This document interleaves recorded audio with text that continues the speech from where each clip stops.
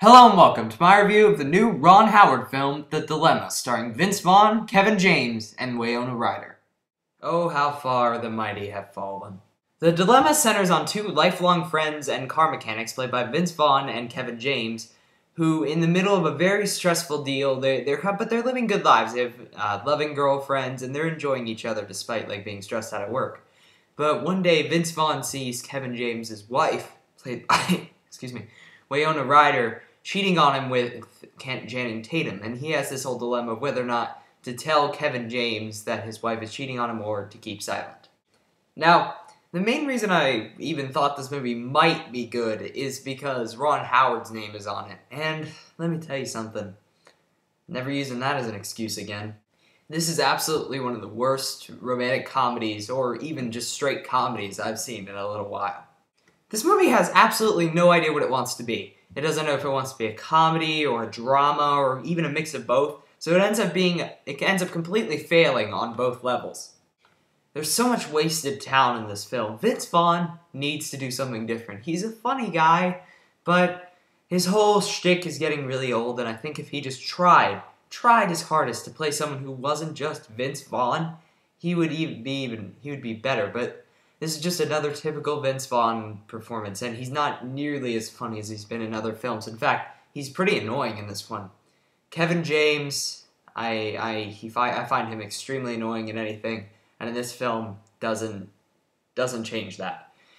Winona Ryder and Jennifer Connelly are completely wasted, and their performances aren't even worth mentioning, and Channing Tatum is not a comedian, he's not an actor, I don't even know what he is, but stay away from movies, Channing Tatum. This movie is just a 2-hour dead zone. Even most bad comedies have a few scattered laughs throughout, or say the occasional funny line. This film has nothing.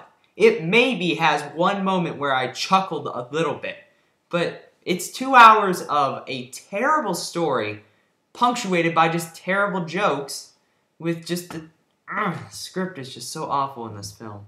There's not a single character you can like or root for in this film. Everyone's either indecisive or just an idiot. So I wanted every character in this film to just sit in a room and go all battle royale on each other. And when this thing tries to be a drama, oh, woof, boy, does it fail. This movie, they really tried to make a film about friendship and how you should how the interaction between two best friends and how this kind of thing can really tear a friendship apart.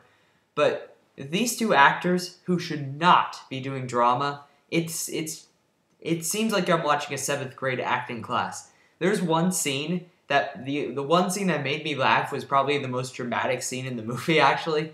There's a scene where Vince Vaughn is sitting on a bench, and basically this is going on. Please, God, I don't want my best friend to find out about me. I'm a terrible person, I know. I'm sorry, but I'm Vince Vaughn, so nothing comes out naturally. I feel like I'm riffing, but I'm serious right now. God. I'm sorry for doing all those rants, but,